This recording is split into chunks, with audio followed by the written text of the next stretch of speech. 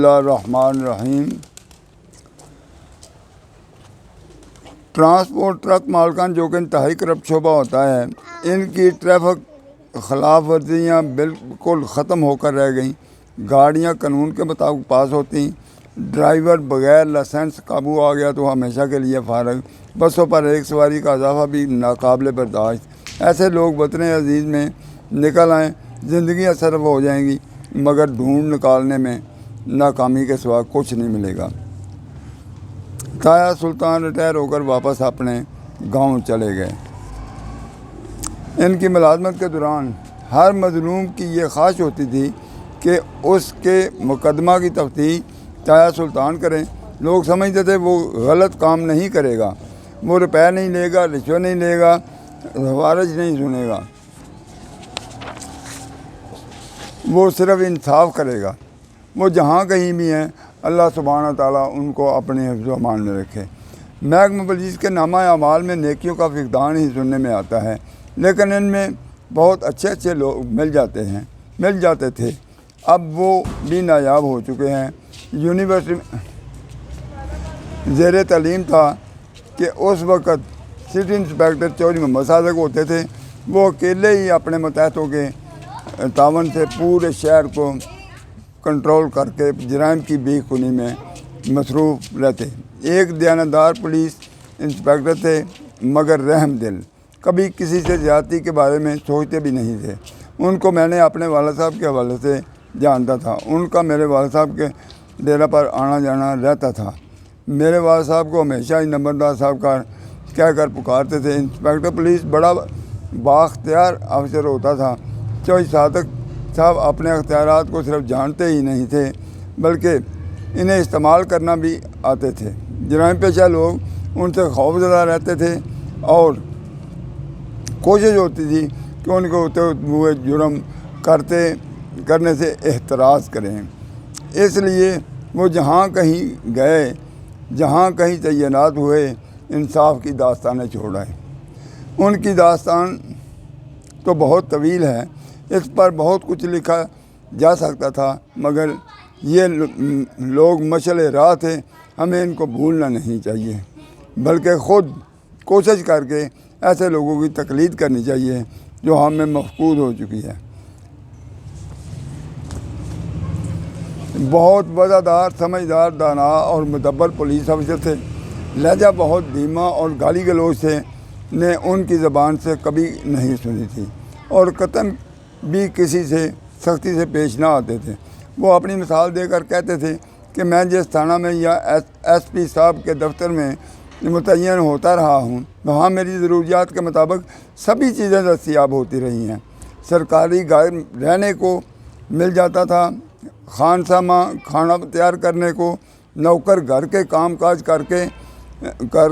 کرنے کے لیے، سواری کے لیے بہترین نسل کا گھوڑا یا گھوڑی مل جاتی۔ وہ رشوت اور حرام کے روپے وصول کر کے میں نے جو کام کرانے ہوتے تھے وہ میرے خود بخود ہی ہو رہے تھے۔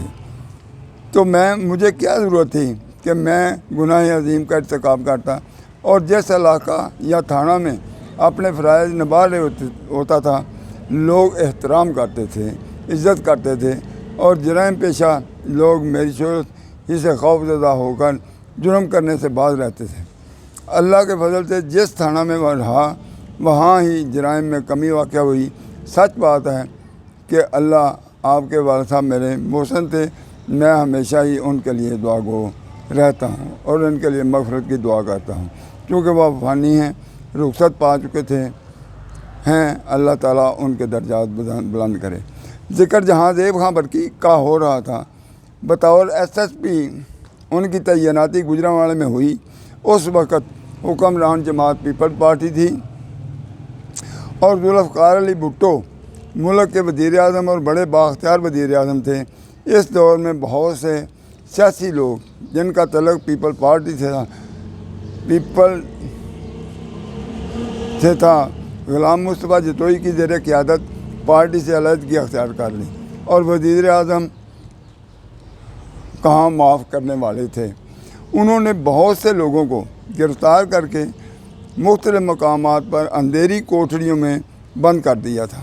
اس طرح گوجرانوالا کے چودھری ارشاد احمد جو صوبائی وزیر رہ چکے تھے اور لاہور سے افتخار احمد طاری کو گرفتار کر کے دلائی کیمپ غالباً آزاد کشمیر میں پہاڑیوں میں واقع ہے وہاں بند کر دیا تھا، اور ان پر ہر قسم کی سختی اور تشدد کیا جاتا رہا۔ انہیں اغوا اور حبس بجا میں رکھ کر ان پر تشدد ہو رہا تھا۔ ان کی برآمدگی یا مقدمہ کے اندراج کے بارے میں یا اغوا کرنے والوں کے خلاف استغاثہ جو بھی قانونی کارروائی ہو رہی تھی وہ لاہور ہائی کورٹ میں جسٹس مسٹر جسٹس ذکی الدین پال کی عدالت میں زیر سماعت تھی۔ ان دنوں ان مظالم کے خلاف بار ایسوسی ایشن گوجرانوالا میں اجلاس ہوا، جس میں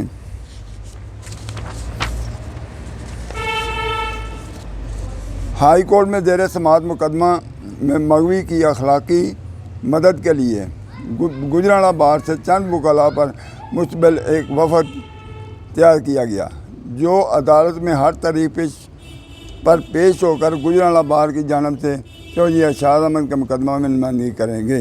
اس مقصد کے لیے وکلاء جسٹس ذکی الدین پال کی عدالت میں پیش ہوتے رہے۔ پہلے دن جب ہم وہاں عدالت میں موجود تھے، چونکہ سیاسی نوعیت کا بڑا اہم کیس تھا، اس لیے اس کی کارروائی کو